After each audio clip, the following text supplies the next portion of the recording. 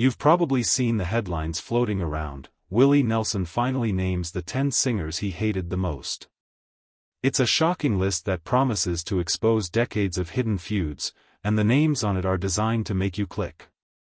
We're talking about the smiling sage of country music, the red-headed stranger who famously brought hippies and rednecks together.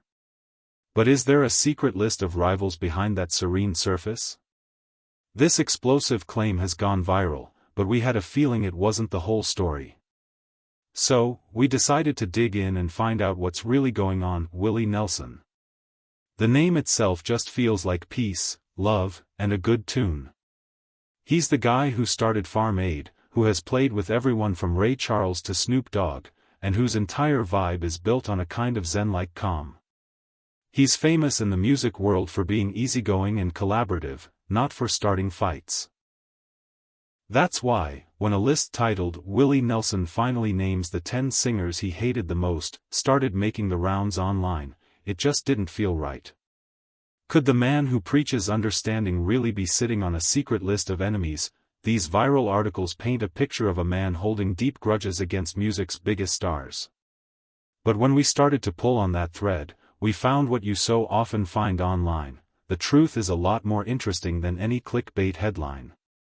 Let's be clear, there is no credible evidence that Willie Nelson has ever publicly named a list of singers he hated.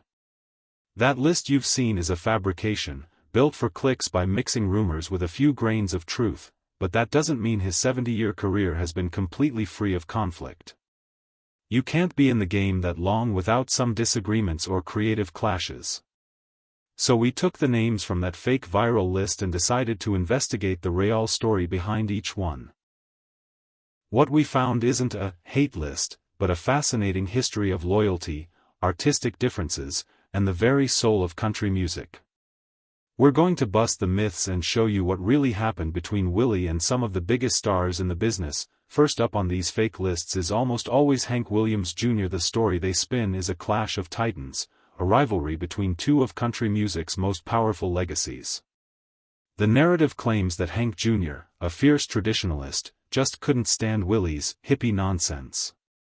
He supposedly saw the long hair, the pot advocacy, and the rebellion against Nashville's clean-cut look as a threat to country music's purity. So, is any of this true? Well, yes and no. It wasn't a feud like the internet claims, but it was a fundamental clash of philosophies that defined country music in the 70s and 80s. Hank Jr. absolutely represented the more conservative wing of the genre. He was the son of a country music saint and spent years walking in his father's shadow, when the outlaw country movement, led by Willie and Waylon Jennings, exploded. It was a direct challenge to the polished Nashville sound. The Outlaws had long hair, wore leather, and brought a rock and roll attitude. And yes, Hank Jr., before he found his own brand of rebellion, was critical of this counterculture wave, but here's where the viral stories get it completely wrong. They imagine a two-way street of insults. In reality, Willie almost never fired back. When asked about critics like Hank, Willie's response was always calm and philosophical. He'd say something along the lines of, "We all have our own path to walk." He saw it as a debate about where country music was headed, not a personal attack. Willie didn't hate Hank Jr., he just disagreed with him on what it meant to be a country star. This was a battle of ideas, not a personal vendetta. Next on the supposed hit list is a name that seems to come from another planet entirely: Shania Twain. The story circulating online is that Willie, the icon of gritty, authentic country, saw Shania's pop crossover success as a betrayal of the genre. The glitter, the choreography, the slick production, all of it supposedly represented the commercialization of the music he loved. This claim actually has some basis in reality, though calling it hate is a wild exaggeration. Willie Nelson has been openly critical about the direction of modern country music for years. He's talked about how the mainstream sound has become watered down, and how much of it isn't really country anymore. In the 90s, Shania Twain was the queen of that new sound. Her albums sold millions and brought a new audience to the genre, but for traditionalists, it felt like an erosion of the storytelling and soul they cherished. Willie was a defender of that tradition. He and the Outlaws had fought against a pop-leaning Nashville back in the 70s, so seeing the next generation embrace an even more pop-heavy style was a genuine source of artistic frustration for him. However, there is zero evidence of any personal bad blood between Willie and Shania. In fact, they've performed together. You can find videos of them singing a beautiful, respectful duet of his classic, Blue Eyes Crying in the Rain. So, did Willie hate Shania Twain? Absolutely not. Did he disapprove of the musical trend she led? Almost certainly. His criticism was never personal, it was principled. It was about the art, not the artist. Another name that pops up, especially on TikTok, is Kid Rock. The story here isn't about one specific incident but a clash of personalities. The claim is that Willie Nelson can't stand Kid Rock and sees his brand of Southern rock as inauthentic. The main piece of evidence these videos use is a supposed public refusal by Willie to share a stage with him, which is interpreted as a major snub. While there's no verifiable record of that specific incident ever happening, you can see why the rumor has legs. The two artists couldn't be more different. Willie built his outlaw legacy on a message of peace, unity, and inclusion. He's a co-founder of Farm Aid and supports liberal causes. Kid Rock, on the other hand, has built a brash, politically conservative persona. It's not hard to imagine a scenario where Willie might quietly decline to perform with an artist whose public message is so contrary to his own.